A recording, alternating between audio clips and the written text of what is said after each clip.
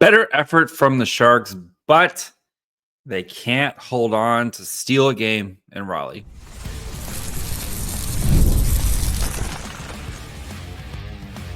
You're Locked On Sharks, your daily podcast on the San Jose Sharks, part of the Locked On Podcast Network, your team every day. Hello, welcome to Locked On Sharks, the premier hockey podcast covering your favorite team in the Bay Area. My name is JD Young, caretaker at the Reef, also the co-host of Locked On NHL's Tuesday shows with Seth. Go check that out. I want to thank you for making Locked On Sharks your first listen. Proudly part of the Locked On Network. We cover your team every day. And if you want to be an everydayer, all you have to do is just follow wherever you get podcasts, or you can watch on YouTube as well. And today we're going to be talking about a much better effort from the Sharks as they lose 3-2 to the Carolina Hurricanes. Talking about how this game, the Sharks are a 40-minute team, right? And we're going to be discussing what that means. We're going to be also talking about Vitek Vanecek and his nice bounce-back performance, especially after the past couple games that we've seen from him. Dig into the numbers of this game as we saw the Lund line get reunited, and it did not look super great tonight. Plus, Shakir Mukhamadullin has been recalled from the Barracuda. Where does one of the Sharks' top defensive prospects fit in the lineup, and who's getting sent back to San Jose? So before we get to all that, do want to let you guys know that today's episode is brought to you by our good friends over at FanDuel. So it's with a big return on FanDuel. New customers can place a $5 bet. You'll get started with $150 in bonus bets if you win your first $5 bet. Visit FanDuel.com to get started. All right. The Sharks are a 40-minute team, but as we've discussed before, it's a grab bag of which, right? Hockey game is 60 minutes. Each period is 20 minutes long. You're going to get two good periods from the Sharks, and you're going to get one stinker on most nights. And the Sharks decided the first two periods were going to be the periods where they're going to play pretty well. And especially the first period was, I think, a very much a kind of back and forth between Carolina. Carolina started, then the Sharks kind of crawled back in it. And then the Sharks played really well in the second period. But that's what happens when you're a rebuilding team and you're trying to learn how to win and you're playing one of the best teams in the NHL, right? You just knew. You like, we've seen it happen too many times where the Sharks just get hemmed into their own zone and you just could feel the goals coming, and that's what happened tonight. And but you have to say, though, especially after the last two games against the Florida teams in Tampa and the Panthers, this was a much better effort. And that is what we're asking for right now. And especially after kind of the Blackwood trade, like this is back to the, can we get good effort? Can we get awesome Celebrini plays, which we had plenty of awesome Celebrini plays tonight? And just be competitive night in and night out. And tonight was a competitive game for the most part until the third period. And that's when a team like Carolina, they have that extra gear where they can just put the hammer down and just say, we're a different team, we're a better team, and we're going to find a way to win this game tonight. And I think that was my big takeaway was it was a much better performance, which is what you wanted to see, right? And you worried, especially after the way they played the last two games where they just got dominated. And then after the Mackenzie Blackwood trade, how would this team respond? And I thought they responded really well, to be honest. And, some plays go differently here and there. And you're looking at potentially a win here from San Jose. But, that's what happens when you're the Sharks right now. So I think the other kind of big performance tonight was Vitek Vanecek, or the big takeaway was Vitek Vanecek and his play. He was very good tonight, right? And we talked about just how you don't feel good anytime he goes out onto the ice to start, right? And the past couple of games, it has not felt you haven't felt comfortable with him going out there. And I think tonight was a big night for him, knowing kind of right now, at least until Georgiev kind of gets himself settled in here, it's going to be his net. And whether that means Vanecek starts on Thursday, or maybe we get a little bit of a run until Georgiev gets settled in. And he went out tonight, and I thought he had a really nice performance of just seeing the puck. Battling, I think, was a big thing for Vanecek tonight, was kind of that I'm going to keep fighting. That was always the thing with Blackwood, right? Is yes, Blackwood's insane athleticism, but he's just going to keep fighting, battling. And Vanecek tonight, I thought, showed a lot of that. I'm going to keep fighting and battling. Got a little lucky on some stuff. Every goal he gets a little bit lucky, but I thought he performed really well tonight. And like the first goal, definitely like the entire team was puck watching. Alex Wenberg, I think, loses his man there. Shane Gosper kind of screaming down the line, like screaming along the wing, like, like none of them where you're just like, oh, that's you got to save that one. And he's going to say he needs to save everyone. But I thought Vanecek played really well tonight, and the numbers say that tonight. In all situations, 25 saves on 28 actual shots, 3 goals allowed, 3.62 expected goals for, 893 save percentage. So you didn't really see the volume that we kind of expect from Carolina. So the save percentage not the greatest there, but 5 high danger saves on 6 high danger shots, 13 of 14 on the mid danger, and 7 of 8 for low danger. So, again, I think he was a really, really good. I thought he had a really good performance tonight. So, yeah, excited for him to get things going here. So, and then of course, Macklin Celebrini, man, like the Macklin Celebrini, just like, oh my goodness. He had some oh my goodness plays tonight where you're just like watching and you can't help but just like, if you're like me, right? I'm watching on my couch. I have the game up on the TV, and then I have like a stream on my computer that's like 30 seconds behind, so I can make clips, right? If you follow me on Twitter, right, you see the clips. And I see it on my TV, and I'm like, I make a note like, oh my God, when he does something. And then I'm like watching on my computer so I can watch it again and be like, oh my God, like even though I know it's happening. The defensive zone play, let's start with that, where he realizes, okay, puck, we lost the puck to offensive zone. He backtracks, he turns around, and he gets his stick down. Like, he doesn't do the Brent Burns starfish, it works 60% of the time, it works every time play. He just calmly puts his sticks down, like flat across the and blocks the puck, like on a potential 2-on-2s type of scenario. Plays perfect defense for the defenseman that's covering, can kind of backtrack. He's able to even kind of like provide a little bit of a pick, not much, but like a little bit, where you're just kind of letting your defenseman kind of get back while he's, starting to kind of get forward. Basically put himself in a position that the forward has no chance to get the puck back.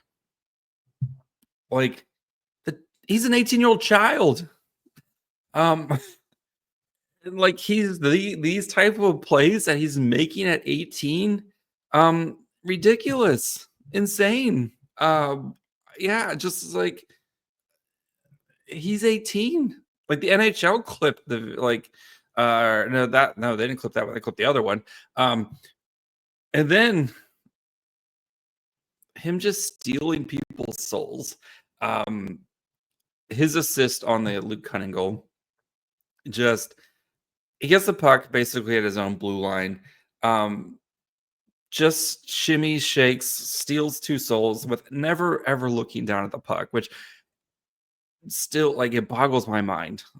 Like, I've played enough like street hockey in my life, never played, of course, never played like ice hockey or anything like that. My parents could never afford it, but I played enough street hockey in the street, in front of my house to like, how does he do that? It's like it's stuck to his stick at all. The puck goes exactly where he wants it to go at all times. But he just steals people's souls. And then nice pass to Luke Cunnin. Credit to Luke Cunnin tonight, 2 goals. We'll talk about Cunnin here a little bit more in a minute, but yeah, kid's good. The kid is really good. We are hashtag blessed to have Macklin Celebrini in our lives right now. Like, put me down for multiple Selke awards for Celebrini and an MVP. Like, he's that good. So, yeah, and just how calm and everything looks to him. Anyway, so yeah, we're gonna dig into the numbers some more about the game here in a second. We'll also talk about Mukhamadullin and some of the other roster transactions that the Sharks had here at the end as well. So we'll get to that in just 1 second. Get ready to tackle the NFL action with FanDuel, America's #1 sportsbook. Because right now, new customers can bet $5 and you get $150 in bonus bets if you win. FanDuel Sportsbook app gives you everything you need to place live bets on the NFL all in one place. So when you get the hunch in the middle of a game, maybe you think the Jets might bungle a clock situation and the Dolphins come back and win. If you bet $5 on that, you're probably feeling pretty good about yourself. You check out the latest stats, view live play-by-play, and so much more on the same page where you place your bets. Just visit FanDuel.com to join today. You'll get started with $150 in bonus bets if you win your first $5 bet. That's FanDuel.com. Never waste a hunch.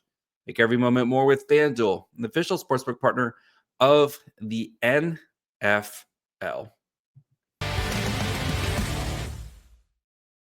right, before we continue, we dig into the numbers of this game. Do want to, of course, thank you guys for making Locked On Sharks your first listen. For your second listen, go check out one of the other great shows. You have, of course, Locked On Fantasy Hockey. If your fantasy hockey team needs some help, need to know who to drop, who to pick up on the waiver wires, who to target in trades, all that good stuff, they got you covered there. Or check out one of the other shows here in the Bay Area. Locked On Niners, Locked On Warriors, Locked On A's, Locked On Giants. They've all got you covered because here at Locked On, we cover your team every day. All right, let's dig into the numbers. Surprisingly close between these two. Like, going into this game, I had the oh, this is gonna be ugly. Ugly. Like, I thought we might have another Florida game here. But credit to the Sharks. Like, at least the first 2 periods they hung, and we'll talk about kind of what happened here. So we had about 45 minutes of 5-on-5 time. 54-37 shot attempts in favor of the Hurricanes. 59.34 to 40.66 Corsi 4. Actual shots on goal at 5-on-5, 24-16. Scoring chances 30-19 in favor of the Canes. 11-9 high danger chances in favor of the Sharks. Okay.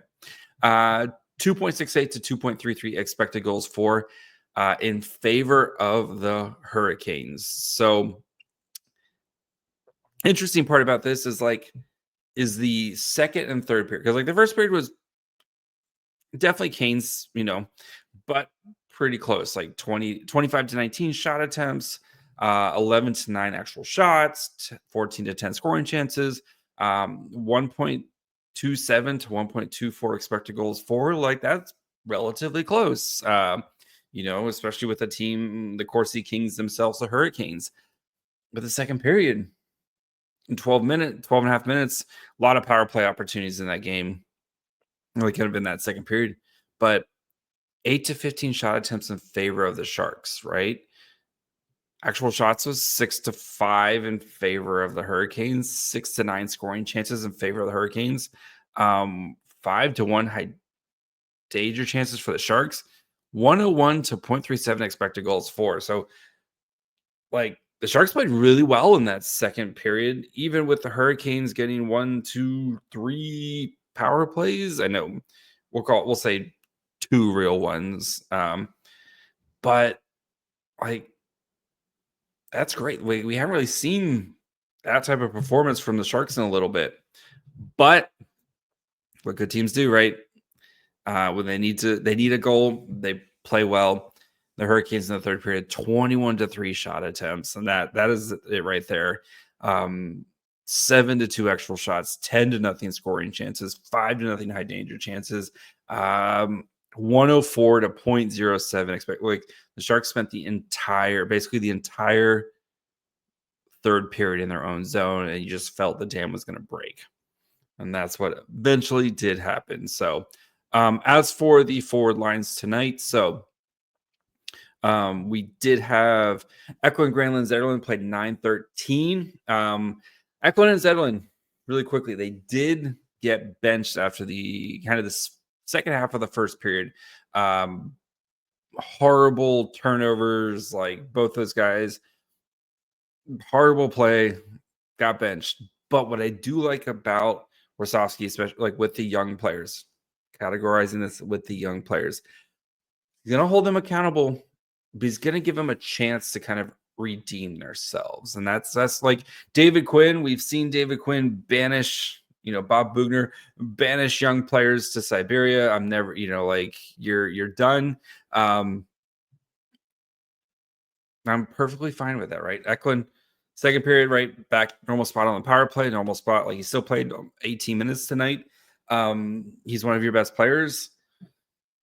You send a message, you can't play like that, and they were able to kind of redeem themselves. So, and Eklund rewarded assist on the second Cunningham goal, where he, wins a board battle, wins a foot race, and then does the patented Eklund. I'm going to go one way, pass the puck another way, and Luke kind of was able to drive it home. But this line tonight struggled, which is to be expected. That Hurricanes top line is very good. 9-13, 2-18 shot attempts, 0-8 actual shots, 0.01 to 0.91 expected goals for, just 0-12 scoring chances, 0-4 high danger chances. And you wonder if maybe Warsofsky kind of, I don't want to say sacrificed, but kind of sacrificed that line. Like, just hang in there, guys, and see if we can try to get offense elsewhere. And they kind of almost pulled it off.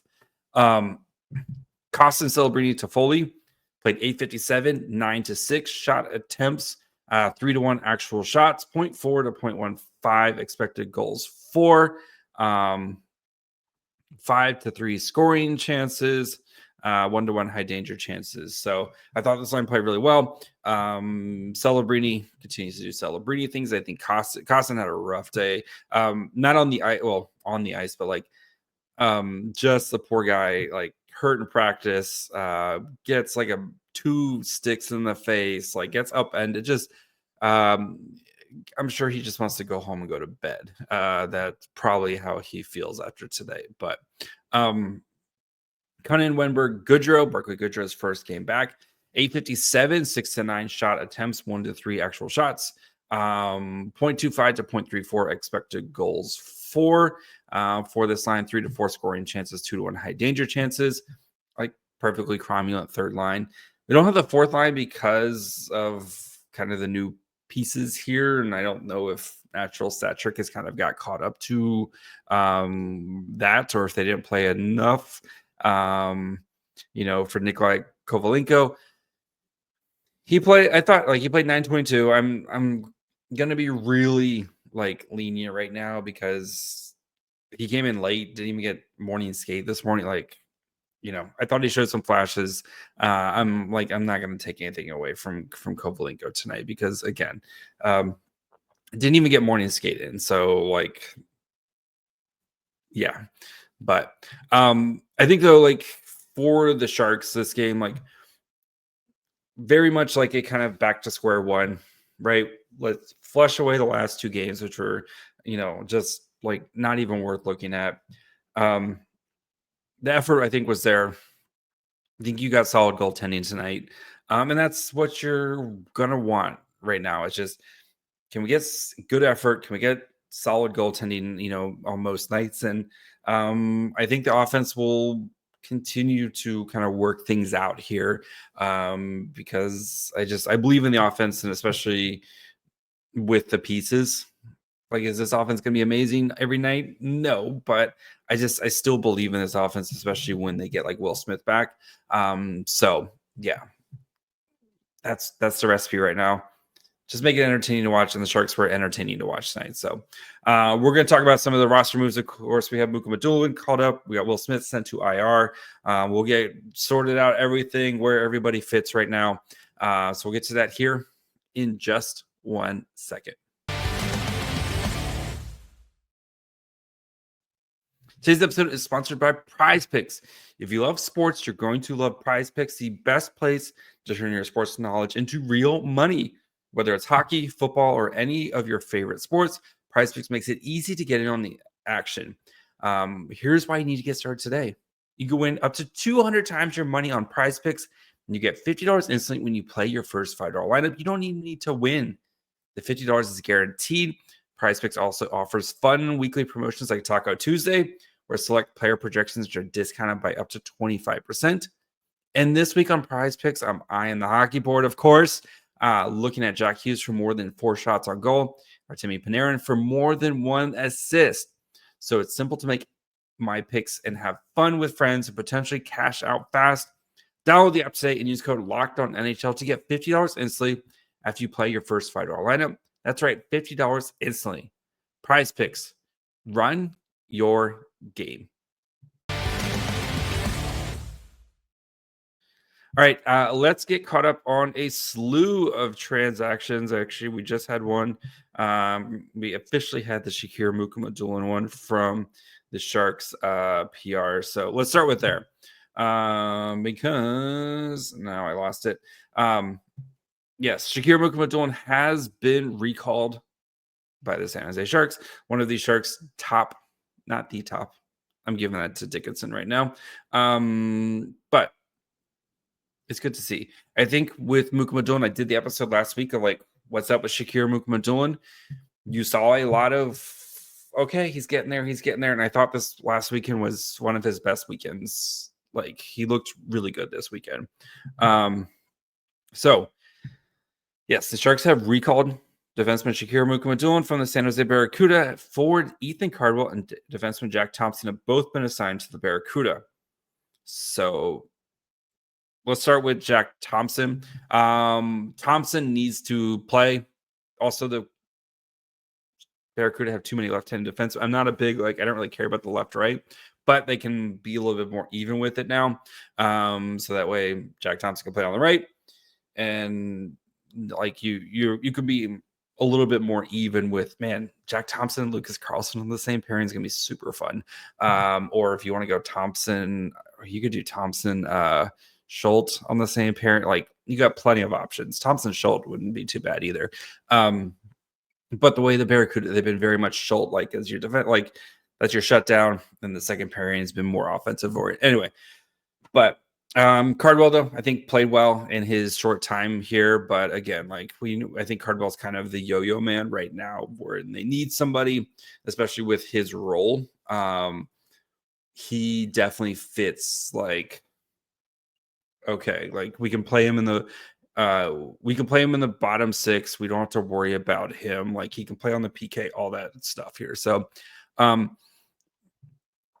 interesting thing though is the Sharks are currently at 2. I'm trying to count the names right now.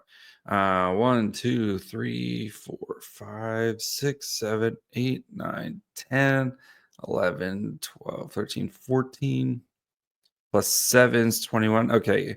1, 2, 3. Okay, yeah, they're at 21. 23. Okay. I was trying to keep. No, Cardwell's still in there. No, they're at 20. Sharks are at 20. So, counting the names: Toffoli, Granlund, Wenberg, Goodrow, Cunnin, Costin, Sturm, Grunstrom, Zetterlund, Dellandrea, Celebrini, Kovalenko, Eklund. That's 13 forwards because Will Smith, we'll get to Will Smith in a second. Wallman, CC, Ferraro, Liljegren, Ruda, Thrun, Mukhamadullin. Yeah, they have an extra spot right now. Interesting. And then the 2 goalies. Interesting. We'll see what happens there. But okay, now we did the math. Will Smith put on IR so Barclay Goodrow could come up. Will Smith, I think this was a little 2 things. 1, I mean, he is dealing with an upper body injury. 2, I think they're trying to play a little bit of a roster management, especially if he was kind of considered day to day right now. I don't think it's gonna be a long-term thing. I think for Smith, it's, you just, 1, you don't want him to hurt something more. And we've seen Smith get plenty of days off for development days. Not worried about Smith. I think he might be ready. He might be eligible for Saturday's game. So because I know they did it retroactively. So retroactives to December 6th. So he missed a full week, the 13th. So yeah, he can return for Saturday's game. Okay, there's that. Barclay Goodrow's back. Cardwell and Thompson are down. Shakir Mukhamadullin is up. So gives a couple things here. 1, that open spot, we could be seeing Vlasic's return. He has been skating with the team. He has been back. That could be the open spot right there. Now that I think about it, I'm doing this live, or thinking about this live. Anyway, where does Shakir Mukhamadullin kind of fit in now? And I don't think the Sharks are going to just pull up Shakir Mukhamadullin to sit and watch in the press box, right? I think he gets in. And whether it's Henry Thrun, who I thought had a bit of a tough night tonight, he would be the guy I'm looking at, is his spot, kind of that third pairing spot right now. But if you're also bringing up Vlasic, you might see that might be, I think Ruda and Thrun are the 2. If you're like, those are the 2 guys who I'd be worried about my playing time right now, because Ruda has not had a good season so far, and Thrun has been kind of a little bit in and out of the lineup, right? Jack Thompson's been, whenever Jack Thompson would come in, it would be for Henry Thrun. So those are the 2 guys who I'm kind of looking at as potential. Your spot might be, you might be losing your spot here. So I'm also like, we know Wallman's been playing on power play 1. Liljegren's been playing on power play 2. Does Shakir Mukhamadullin, who was playing kind of the quarterback for power play 2 of the Barracuda, does he take over the power play 2 spot for the Sharks? He did that last season. Granted, they had Kalen Addison running. Like we know what last year the power play was. The Sharks would rather just ran 5 forwards the majority of the time. But I want to see if they do give him that. I know like I said, on the Barracuda, he's been running the second power play. But when you have Lightning McQueen, aka Luca Cagnoni, the rookie sensation, right? Luca